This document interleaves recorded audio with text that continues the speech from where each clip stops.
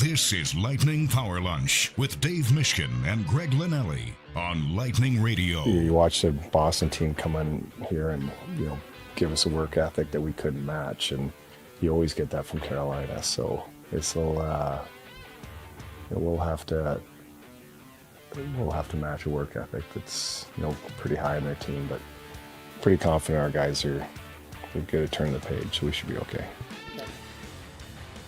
Pretty confident. I think that's fair. I think Mish and I were talking about that yesterday. I think we'd be surprised if the Lightning don't have a better effort tonight. Whether they win or lose, we can't predict that. But we can at least give you our opinions on, how the Lightning potentially will play tonight.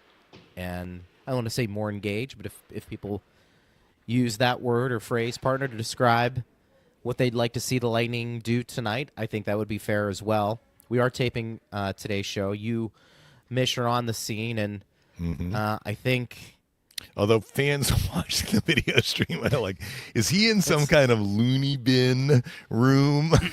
Either that or like the wall behind me. The heavens have parted and the angels are looking down on you. I'm not in my booth. I wasn't sure if my booth would be open, so I'm just sitting in press row, and this is a rather vanilla background. It looks like they put me in a private room here, monitoring me to make sure I don't do You don't say anything crazy? Anything that would get me in trouble. I'm at the arena. If I turn the camera around, you'll see an optional skate for Carolina. We are pre-taping, and the Lightning have an optional skate today. So we can kind of get into, Greg, how they ran the lines, which was a full practice yesterday. So we saw how they ran the lines, and it would be my expectation that the lines that they ran yesterday will be very similar, if not identical, to what we see tonight. And as Steve pointed out to me before we came on the airwaves, and something you kind of talked about early on when Bjorkstrand came over, getting an opportunity maybe to work in a top six. And that's something with Hagel and Cirelli. Which is exciting. Yeah, I think, and on the top power play. There you go. And I think both of those things are going to happen at least at the start of the game tonight. Do you think because I got asked this question. I made an appearance on Sirius XM NHL Radio last congratulations. week. No, this was last week. Did you get a gold watch for appearing? I don't know what on Sirius. Did I'm they just give happy, out stuff? I don't know, but I'm always just happy if they tweet it out that my name is spelled correctly. But usually it is if they hyperlink the page. And Boomer, who I was on with, it was the 1 o'clock show, and he had asked me about the loss of Stamkos, and do you think that was the major reason they acquired Bjorkstrand to take his spot? And at first I looked at it and I said, I think that's part of it. I just think they acquired a really good player to add depth scoring. But I am wondering. Now, look, time will tell, right? We're going to see how well he performs, how long of a leash he's given, if that's the correct way to describe it on that first unit partner. But do you think it was overall just getting a good player addressing the depth scoring, or do you think it also had to check a box, can play on that side, and that void we've kind of been missing a bit on the power play where Steven Stamkos was so dangerous? Yeah, I like your answer. I think it's too much of a broad stroke. Maybe it's not a broad stroke. Maybe it's too much of a narrow stroke to say they've been looking for a Stamkos replacement, which is really not the right word. Stamkos is going to the Hall of Fame. You're not going to find a Hall of Famer to play at that spot in the power play. It's not that narrow. But I think part of what Oliver Bjorkstrand could do for this team is fill that spot where at times we have seen a righty there, whether it was Darren Radish, start of the year, on and off, Braden Point, Mitchell Chaffee. They like Point in the bumper spot. That's where he scored most of his power play goals in his career. And Bjorkstrand can drill it. Now, I have always kind of taken note of his wrist shot, which we saw in the Boston game. He almost scored. He can really fire the puck with a wrist shot. I have not seen his slap shot on the one-timer as much. He had one opportunity in the first period because he was on the power play at that spot, and he took a one-timer. He missed the net. So it's not like he can't do it. But really what you want from the player in that spot is the one-timer. So we'll see how it goes. I mean, is this like we're getting Stamkos' replacement? No, I don't think it was that. I think that they liked a lot of things that Oliver Bjorkstrand can do and does. They also like the fact he's under contract for another year. They like the fact that they've seen this guy score against them and score against other teams. He can score, as evidenced by his goal totals throughout his NHL career, basically from the get-go. As Julian mentioned, he was the MVP of the Calder Cup playoffs in the 15-16 season when Columbus's affiliate, now Cleveland, but then known as Lake Erie, won the Calder Cup. So he has produced. He also won a Memorial Cup playing in Portland. He was a teammate of Seth Jones's, actually, when they won the Memorial Cup. So I think he was on that team. That was the year that Jones and Portland played McKinnon and Drouin in the Memorial Cup final. McKinnon and Drouin were playing in the Quebec League, and they all went in that 2013 draft, right? So what I think Oliver Bjorkstrand can bring to the Lightning is not exclusive to being at the left circle in the power play. And I am not entirely, convinced that I can say right now he is going to be there the rest of the way. The Lightning may experiment and be like, this isn't quite working the way that we had hoped. That's part of it, right? They have 19 games down the stretch in the regular season to kind of find the unit that they probably want going into the playoffs. But Bjorkstrand is a righty. He can shoot. He can score. And they need a righty at that left circle if Kucherov is going to be at the right circle. If that's the way they want to run the top power play, with Kucherov at the right circle, which is, let's be honest, his preferred spot on the ice, because he can kind of steer the ship. He can decide where he wants to go. They're going to need, they don't need, but I think it helps to have a righty open for the one-timer at that left circle. Hopefully they get reps tonight. I think it helps. I mean, with Stamkos last year, off the top of your head, and we can do a quick search, but I'm asking you because you're almost as good as the quick search partner. What was the Lightning's power play percentage last year? Well, they were number Stamkos? one in the league last year. And so Stamkos what is it had this year? 40 goals. And what is it this year? They are right now, they're sixth. So, but Stamkos had 40 goals last year. I don't remember how many power play goals he had. But, I mean, he scored a lot of his goals on the power play. And he scored some 6-on-5 goals, too, basically in the same spot that don't count as power play goals. Do we need to give it enough credit? Because I feel like the power play the last couple of weeks in particular, and it may be going beyond this, has been criticized, and I think rightfully so, for not shooting. I mean, Chief oftentimes will say, look, the last couple of games, they've had 10 power play opportunities. They've had 2 shots on goal. I'm exaggerating. Well, that Florida game skewed it. It did. But I'm wondering. And they had a lot of shots in the Florida game. They've I actually didn't mind their power play in the Florida game. Sure. I think I minded it more in some of the games where they haven't had 7 chances. They definitely have passed up opportunities. The eye test tells me that. But what I'm also saying is, for the most part, stats don't lie. And I know we've had the one participant to our show, I don't know if it's Anthony or Jay, who's talked about when they score power play goals is something that he keeps an eye on, which is fine.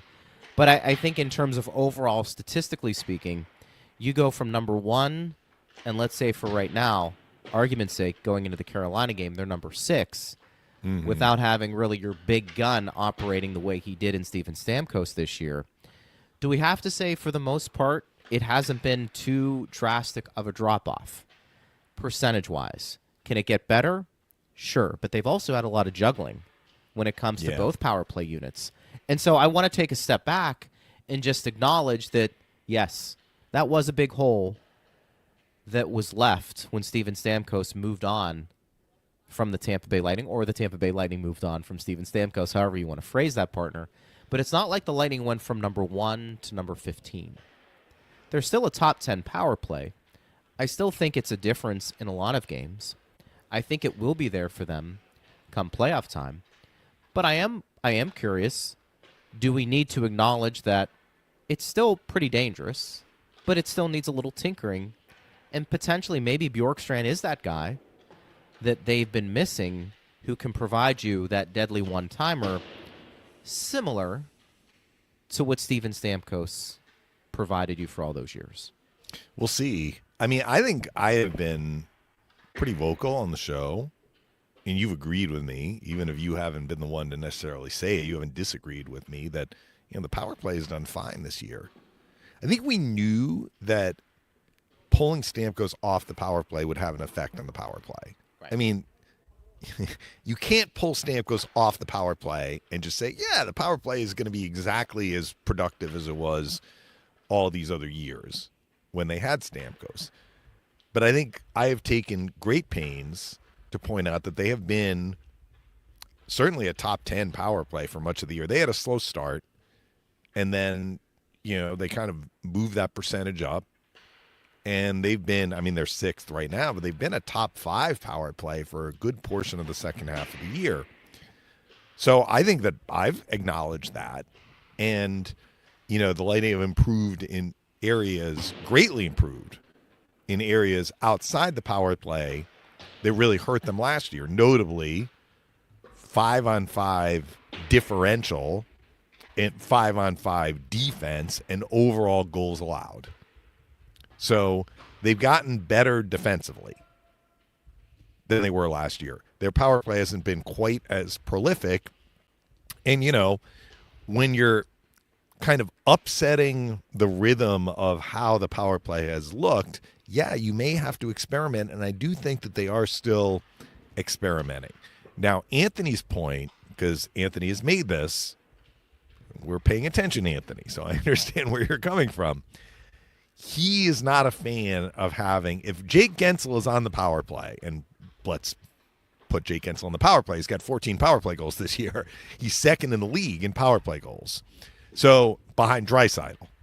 So Gensel's had a very good year offensively. Overall, 30 goals plus, and 32 goals with his hat trick, and 14 on the power play. What Anthony is saying, though, he doesn't really like having Gensel be an outlet for Kucherov at the goal line extended. He wants Gensel just plant his rear end in front of the net for tips and rebounds. And he's scored some power play goals from that very spot. But they just put the lights on in the press box, as you can see. So you can see this wall behind me if you're watching the video stream is not, it is like what? Pixelated? Is that the right word? I don't even know the word to describe it. Anyway, this is the press box here in Raleigh. So I understand where he's going with that. He wants them to bomb away from the point. Hedman's got one of the hardest shots in the league. Get traffic in front, simplify the power play. Rather than trying to make the pass to create the grade A chance, just manufacture the chance by directing pucks to the net. All right, I understand that. That is a way to go. But here's the but. If you're going to pull Gensel away from the goal line extended, and you want the power play to run through Kucherov at the right circle, you are removing one option from Kucherov, and you are making it a little bit easier for the penalty kill team to close on Kucherov. Right now, Kucherov has 4 options. He can go to Hedman or Radish at the point, whoever's at the point. He can go cross ice to whoever's at that left circle, Hagel, Chafee, now Bjorkstrand. The preferred spot is point in the bumper, but the penalty kill unit doesn't want him to make that pass. So they are really trying hard to close that off. And then he can go to Gensel.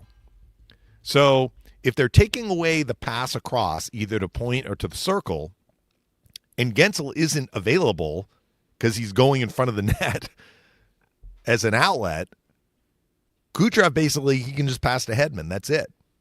I mean, if I'm the penalty kill team, that's what I'm looking at. I'm like, he can make that pass to Hedman. And if it's Hedman, Hedman's not available for a one-timer. So I understand where Anthony is going. And maybe they're going to look at revamping it some more and making it a little bit more meat and potatoes. But when you have a Kucherov, you don't need to be meat and potatoes. You have one of the best playmakers, dare I say, the best playmaker in the NHL on your team, and the power play runs through him. So why are you going to take away one of his options, even if it's just to alleviate pressure and get the penalty kill unit moving around a little bit, Maybe going to Gensel and then back to Kucherov opens up something else, as opposed to just kind of going meat and potatoes. If I'm the penalty kill coach and I'm like, they don't have the guy at the goal line extended, we are going to close on Kucherov and force him to make a play that he doesn't want to make, because we just took away one outlet option, right?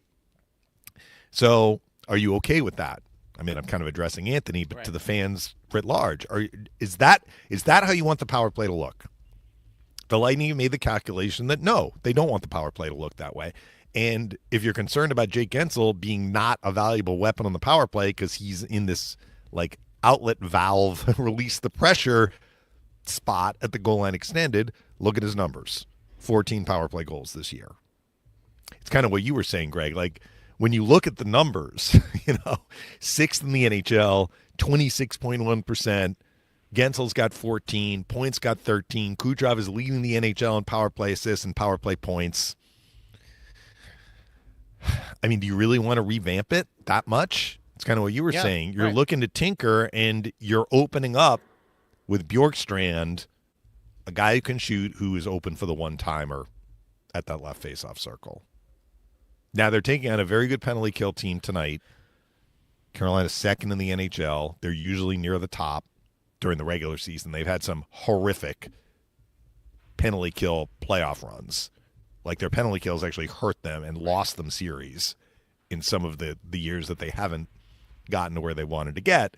But during the regular season, kind of like Carolina, right? Carolina plays well during the regular season. Carolina outshoots teams in the regular season. Carolina has a great penalty kill during the regular season. That, again, has been the case. But the Lightning have had success in the power play this year against Carolina. In fact, they've scored 3 power play goals against the Hurricanes in the 2 games. And Anthony, who is the one who's saying they aren't scoring big power play goals in the third period, I know it was all the way back on opening night. But 1-1 third period, Lightning win a faceoff. Kucherov shoots it in on the power play for the game-winning goal. I think Anthony would like to see more goals like that on the power play, but that won them the game on opening night here. So I would agree. We'll see if the Lightning are able to kind of have 3 in a row where the power play really helps them against Carolina, and we'll see how Bjorkstrand looks tonight at that left circle. We'll call it in the Stamkos spot.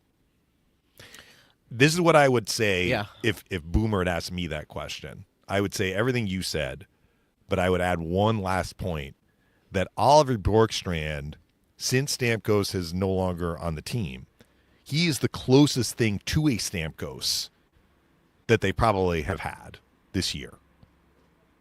And we'll see if it plays out the way they hope. I think that's fair. I think that's been the one missing ingredient that the Lightning really have had, is that threat of a one-timer.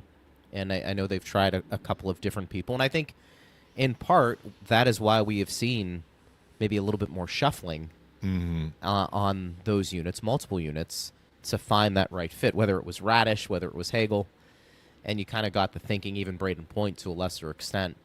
I still think your bread and butter, for me, is to keep Hedman at the point, is to keep Kucherov where he typically lines up in that right circle.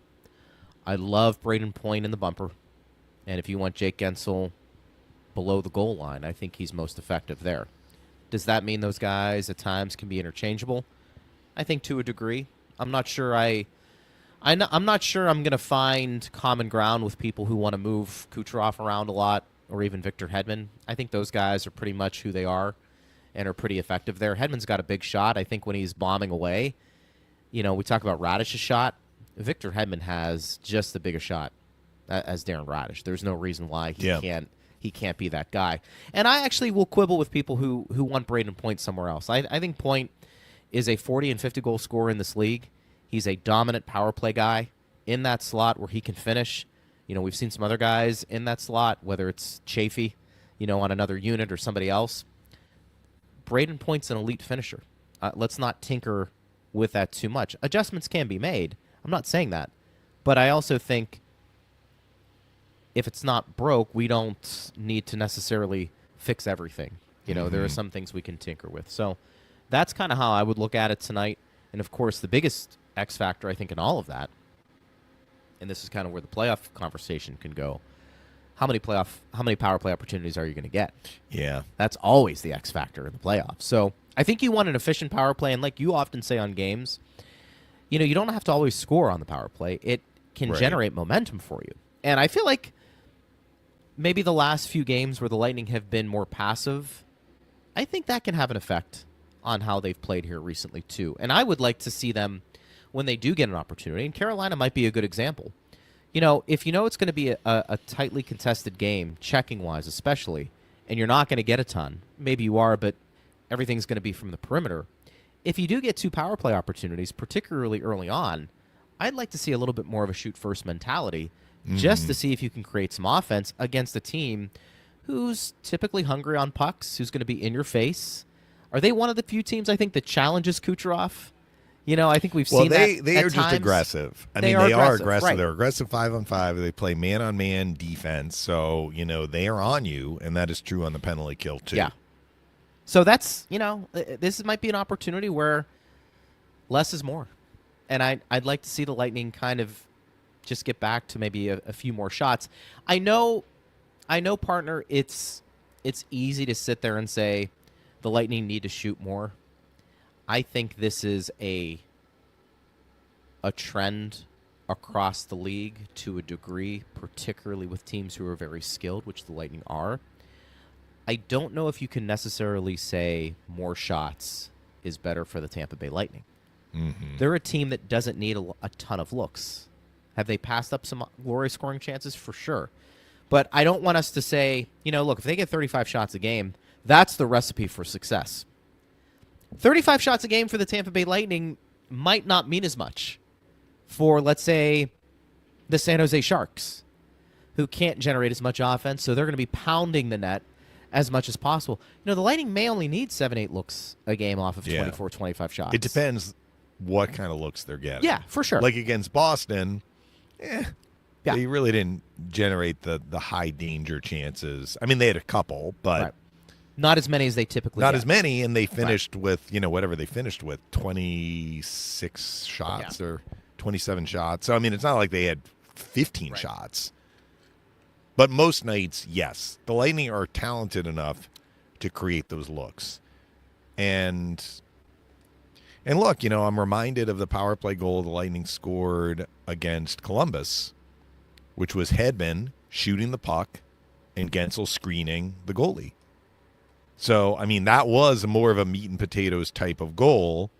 They do score goals sometimes like that. That was on the power play in the third period and gave the Lightning a 3-goal lead, right? That made it 5-2.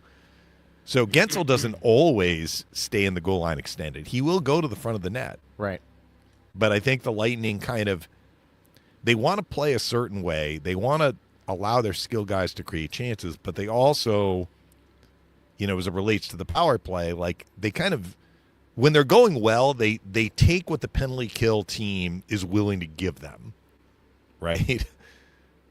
And when they try and force things, they're trying to do the thing that they want that the penalty kill team is trying to take away.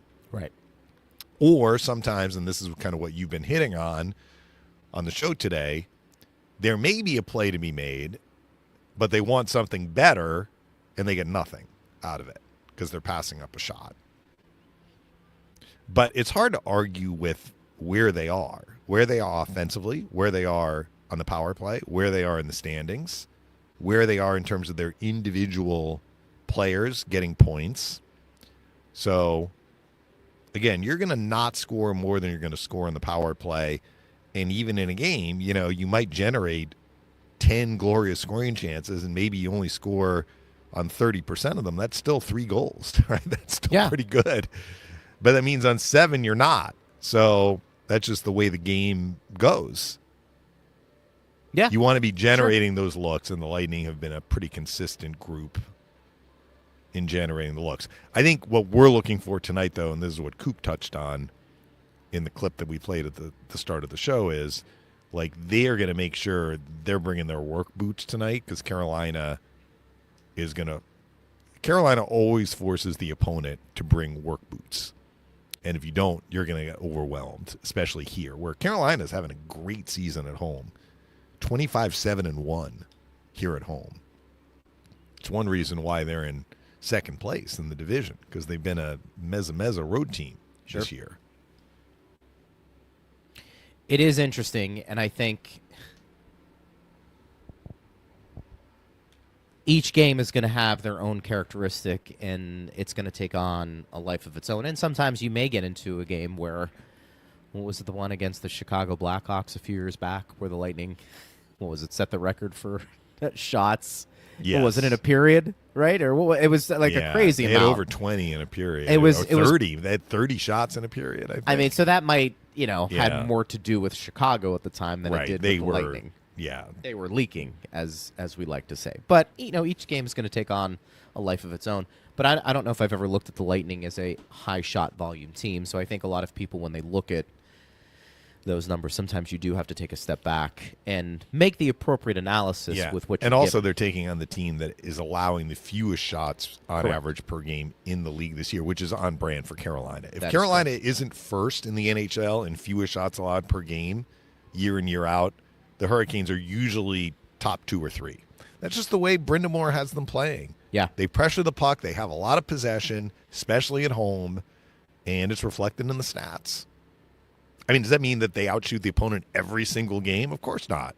But they're done. I love that word that the Linnelli family has introduced to Power Lunch. Zootopia. I love Zootopia. Sorry. No, Zootopia. They that I stole, appropriated it from sure. Zootopia and brought no it doubt. to Power Lunch. No doubt. I've seen Zootopia, but I don't remember Dunna. It's at the so I'm gonna beginning. have to It's at the okay. beginning. Yeah. It's well, the you beginning. would clearly watch this movie really more excited than once. about it, obviously. But part of the Hurricanes' Dunna under Rod Brind'Amour, high-pressure team, man-on-man defense, have the puck a lot. If you have the puck a lot over the course of a full season, how's that going to be reflected in and you have a shoot mentality. The Hurricanes have been a team that, kind of unlike the Lightning, or maybe not similar to the Lightning, a little dissimilar, they will funnel pucks to the net to create chaos. So if you have the puck a lot, the other team isn't having the puck as much, and you funnel pucks to the net, your shot totals are going to be on the higher end of things league-wide. And if the other team just doesn't have a lot of possession, then your shot against number is also going to be high in terms of, like, if we're ranking lowest to most, Yeah. where lowest is the best. The Hurricanes are allowing just over 25 shots per game. That's number 1 in the league. That is consistent with how they want to play. That is the Dunna of their team. What it is not translated to yet is getting to the top of the mountain or getting to the second to last stop before you reach the top of the mountain. But they're not going out in the first round, Greg. So, I mean, this is not a situation where, like, Washington for all those years had those great teams, and they would lose in the first or second round. Carolina's lost in the second round, but the Hurricanes have gotten to the conference final under Brind'Amour. Yeah. It's just, it hasn't all gone together for them. And what's funny is, I mentioned this, like the penalty kill, which has been such a strength of this team for years. Pick who you want. They've had different guys on the penalty kill, although Jordan Stahl has been a mainstay. Right. And he's been a big part of it.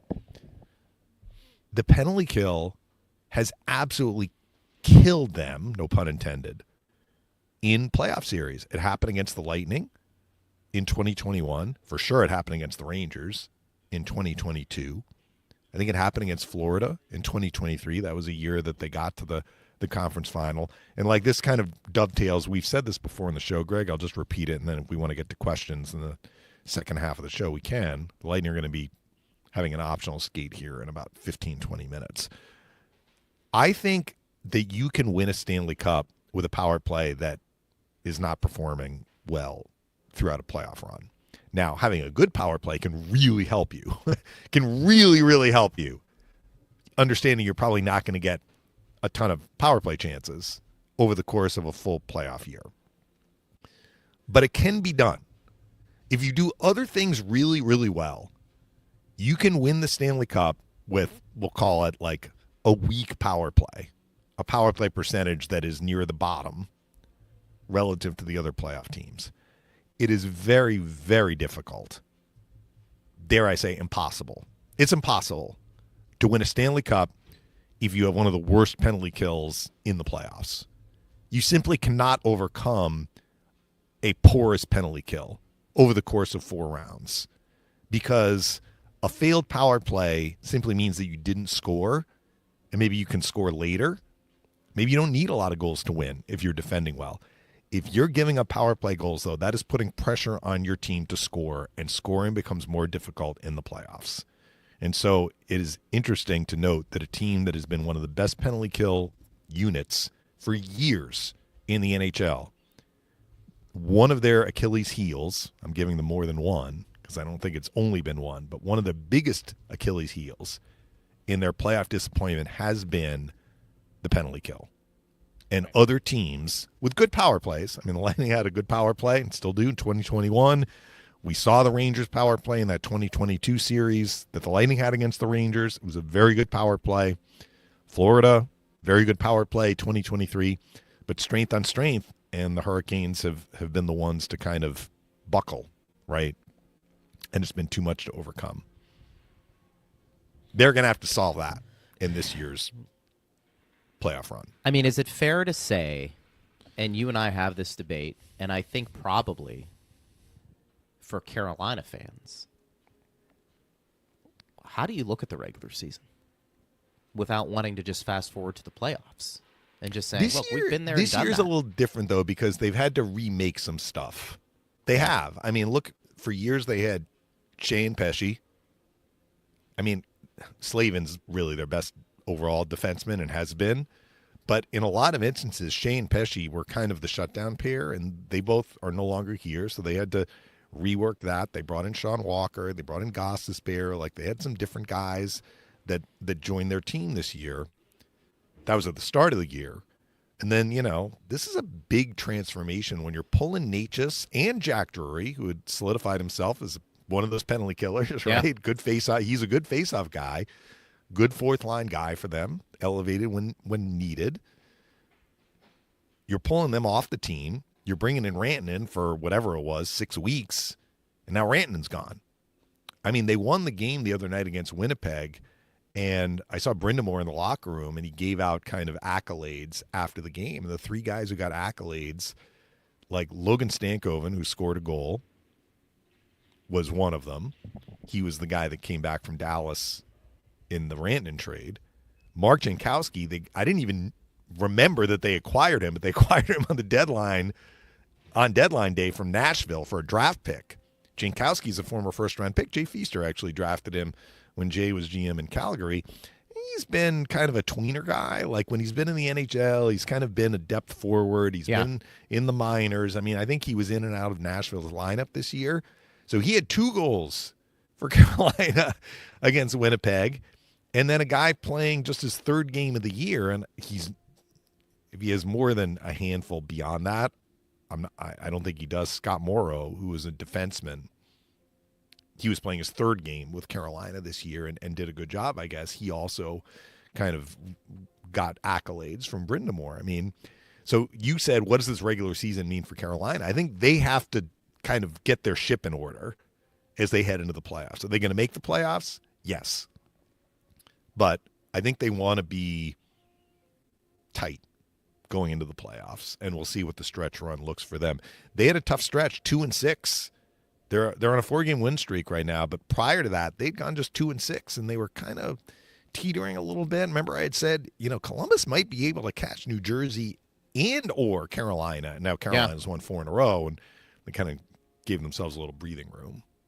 But I think that's the goal for Carolina, which is not nothing. I mean, it's not like it's the same team that they had for years and years and years, and it's just like tap us on the shoulder when it's game 1 of the playoffs. I think they had some stuff that they want to accomplish. Anderson missed, you know, he played on opening night against the Lightning in net. Freddie Anderson was stuck at, I think, 298 wins because Vasi got to 300, and Anderson was right there, right? And Anderson missed a good portion of the season. He's been back, and he and Kochetkov have been alternating. So, I mean, if he's going to be the main guy, I don't know if he is in the playoffs. You want to get him kind of rolling. So I think they have some boxes to check down the stretch. You know, I'm wondering, because you mentioned it's not the same team, but it's the same coach. It is the same coach. And that philosophy holds true. And you know the longer you go without winning the whole thing, even though you've had a lot of success, or getting to a final, there will be that questions would be a about step forward for them. There will be some questions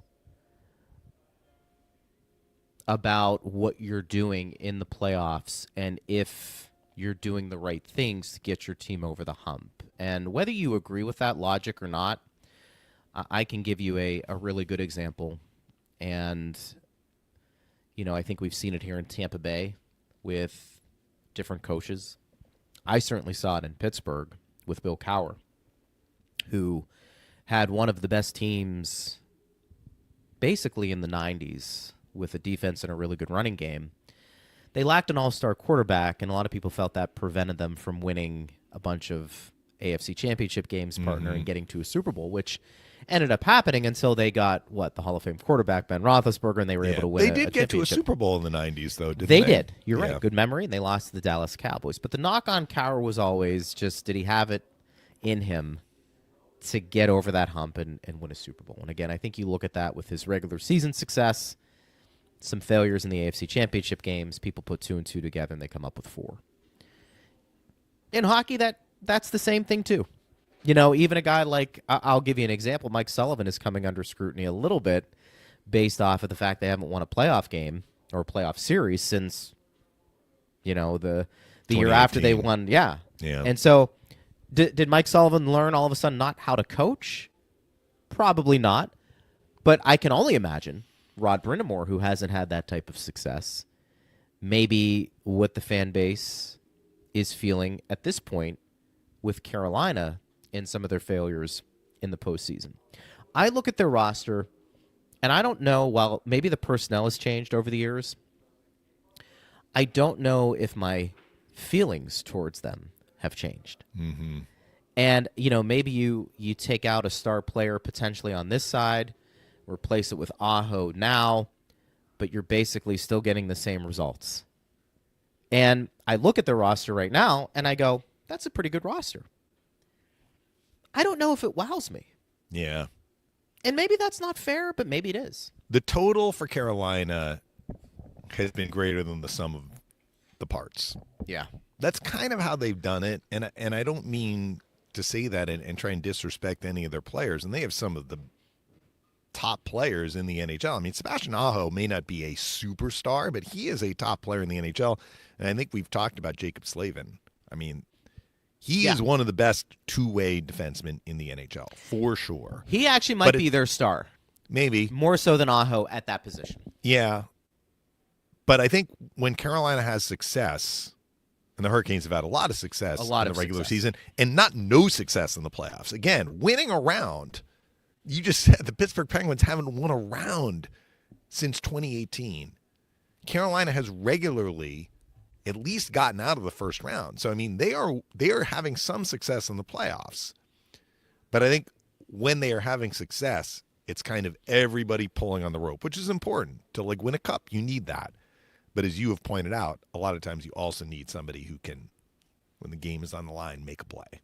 Make a play. You know who had a good playoff for them last year? Not enough to get them into the third round. Jake Gensel. Yeah. Jake Gensel had 5 goals for them in the playoffs last year. 9 points. For sure. And, he can make a play. The funniest thing, though, with Gensel, and maybe this is, I'm really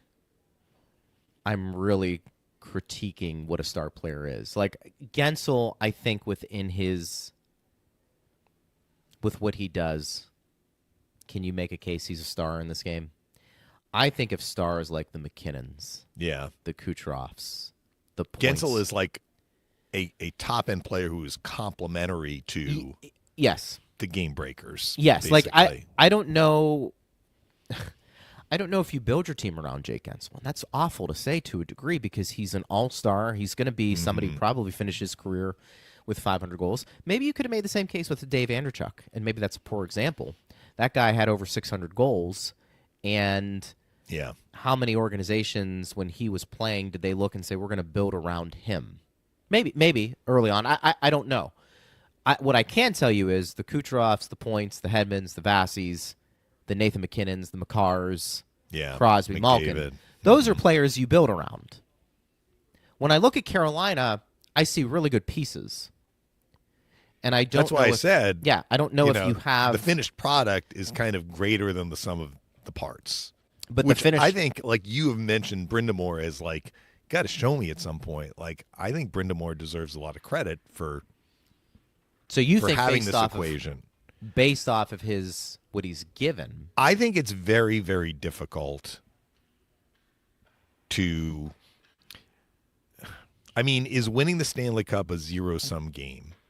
Like, if you don't win the Stanley Cup, it's a negative, right?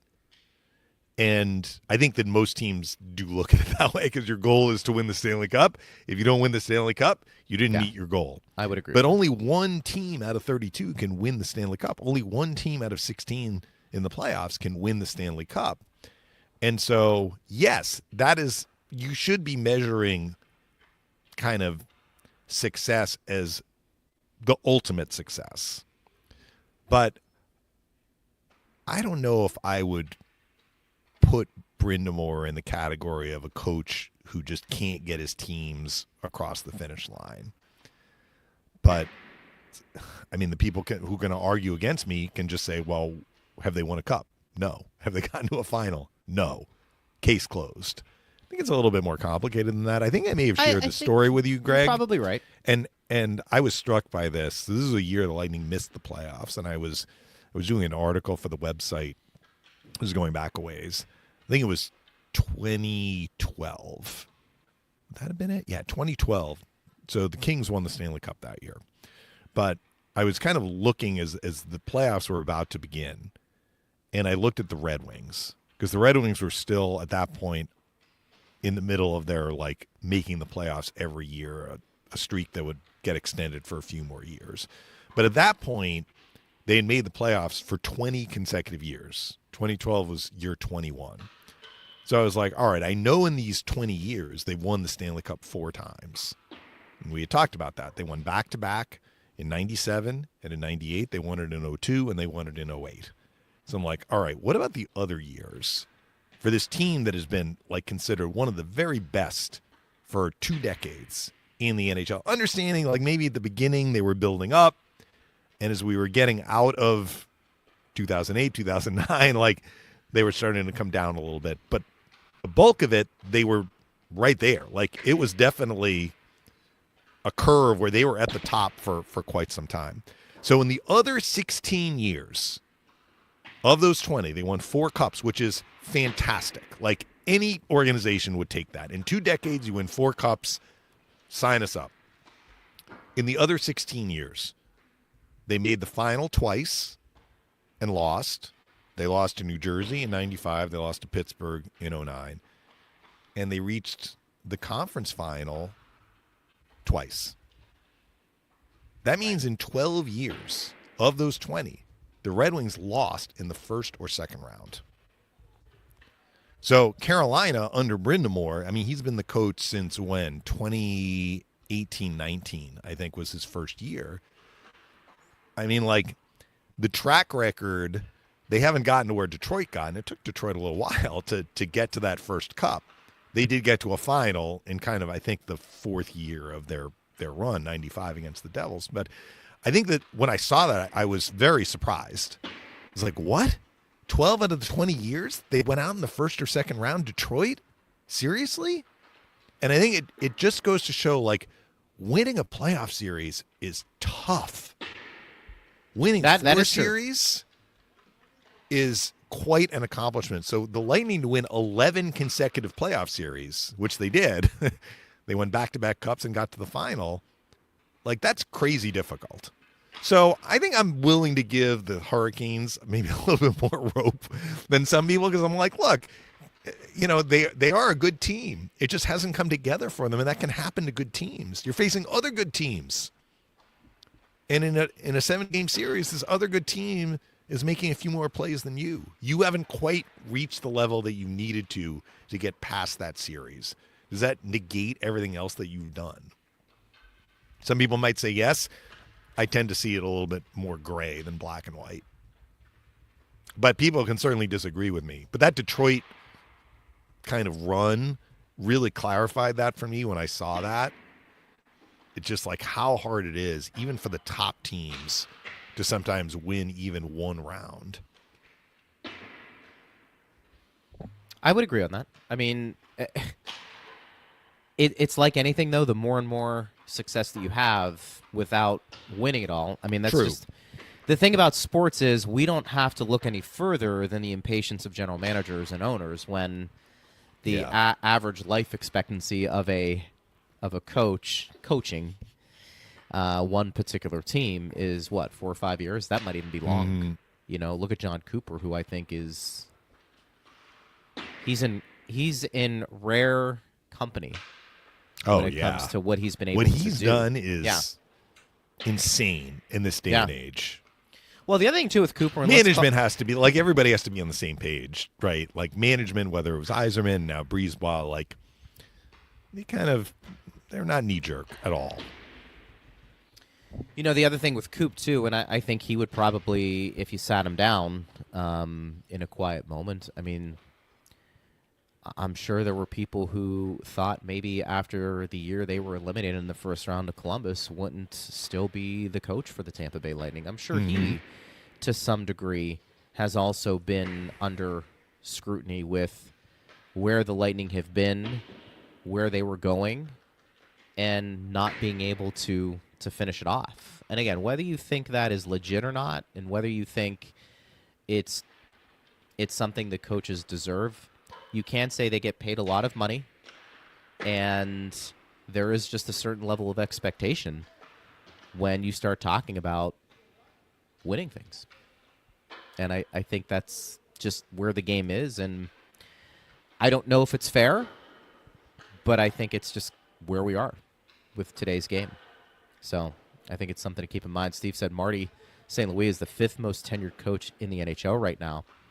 Hired February 9th, 2022. Backs up your point. 3 years, 1 month ago. Yeah, the shelf life for NHL coaches is usually pretty short. And that might not be fair to them, but I think there's some things at play. I think it's what you're paying these coaches. Good money to win. And I think the salary cap and the parity in today's game makes owners and general managers impatient when you're not at least competing for a Stanley Cup. I mean, you can get in, you're eliminated after round one. You know, for some that might be good. Like for Ottawa, getting into the playoffs this year would be a big deal. But I think for a team like Carolina, if you were to say they made the playoffs but get bounced in the first round, is that considered a disappointment? I think GMs and I think owners, I think there's a level. And look, for the Lightning, would it be a disappointment? Yeah, it would. You know, there are expectations, but I also think too, the salary cap has forced parity. Parity has forced a lot of competition, and if you're one of the teams that hasn't been really competing every so often, that is a hard sell to your fan base to keep coming and paying good dollars to watch a team who doesn't break through. So I do think in part that is why we see a lot of firings, because people grow impatient based off of the structure of how the league is set up, where everybody is supposed to be competing at some point every few years. And sometimes it doesn't happen that way. That's just my spidey sense, as you like to say, partner. And that's kind of where I throw it out. Thomas says, I was surprised at the lack of want after the Buffalo game. I know they won that game, but it was ugly. I want to see urgency needed to climb into that top 2 spot so you can get a first-round bye. I think we want to see urgency, too. I agree. can't say that I was surprised that they had a flat game against Boston. I mean, it was a little disappointing because they didn't play very well against Buffalo, but look, they exhaled. They had a team coming in that was decimated. It's kind of the human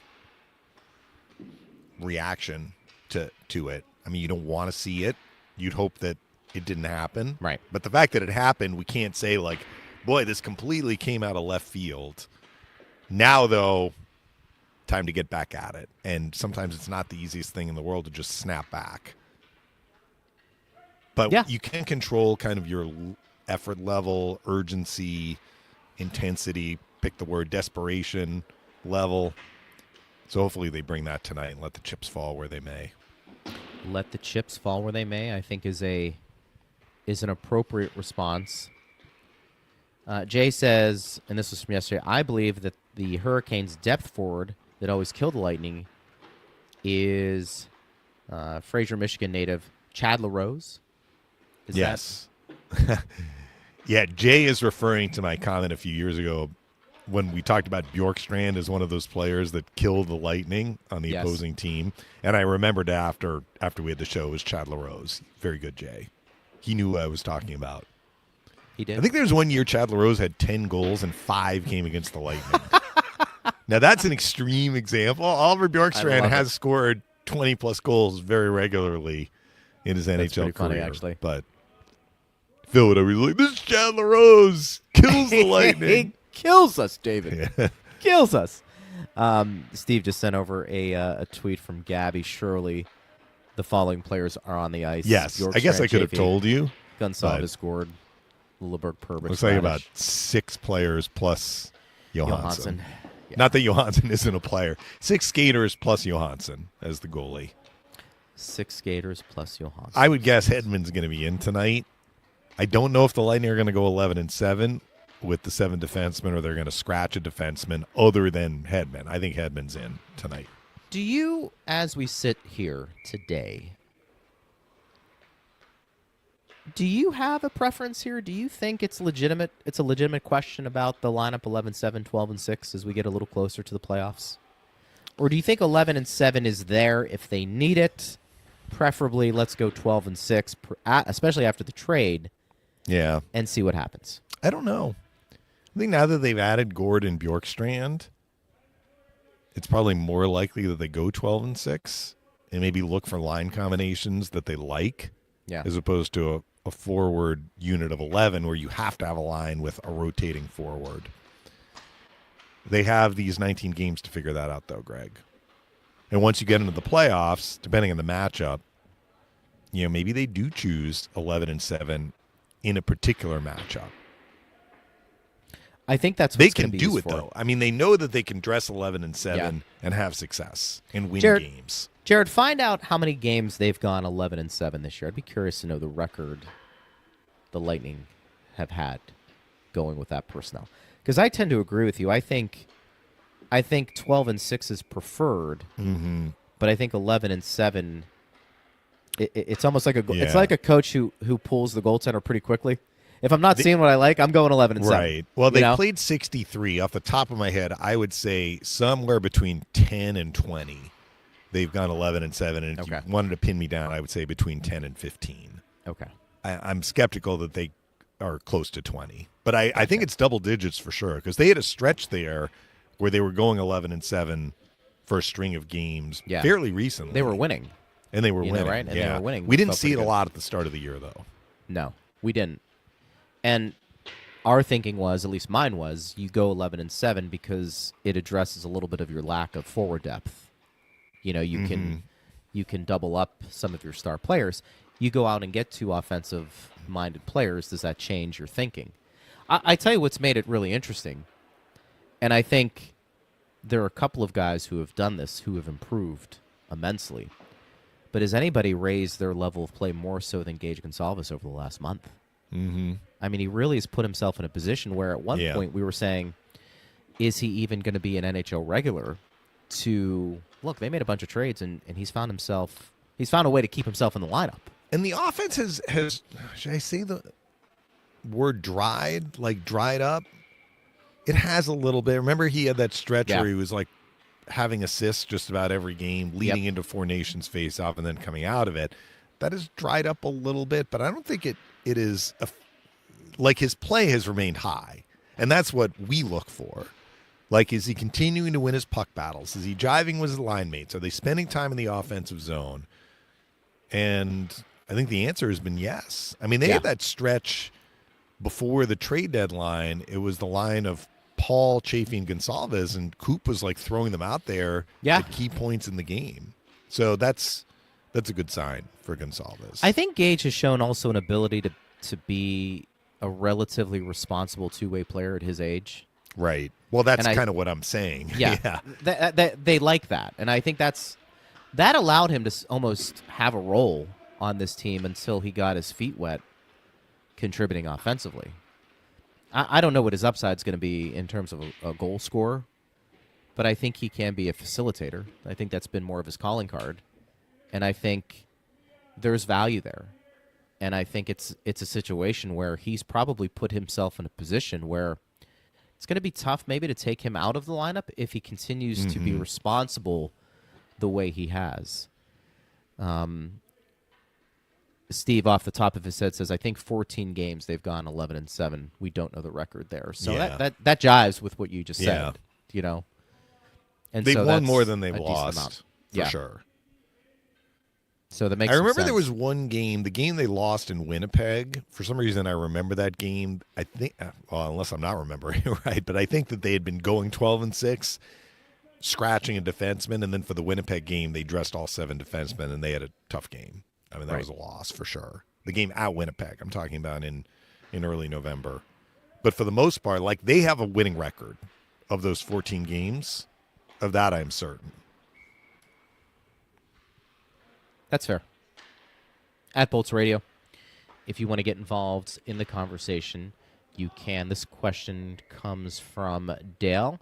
He says, guys, what do you make of Chaffee's play now? He seems improved from when he started, and he's starting to score a little bit more. Well, I think you had said, Greg, double-digit goals. Like, if you had asked us at the start of the year, you're going to get this kind of offensive production from Mitchell Chaffee, would you take it? Yeah, for sure. He's been up and down the lineup.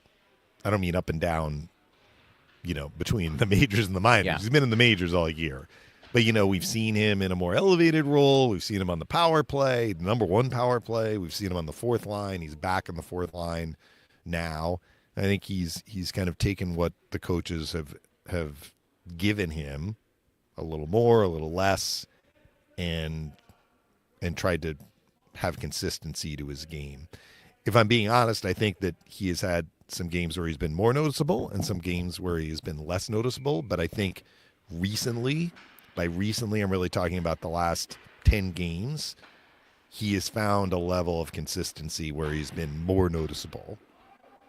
Even if he's had a game, let's say, where he's playing, you know, single digits in minutes, he's making the most of those minutes. And there is no disputing the fact that he has filled the net, which has really helped. Huge. You can't just be somebody who is skating up and down and taking up space. We've got a couple of minutes left on the show. I did want to at least bring this up because we had our own little text chain yesterday. Aaron Ekblad suspended 20 games without pay.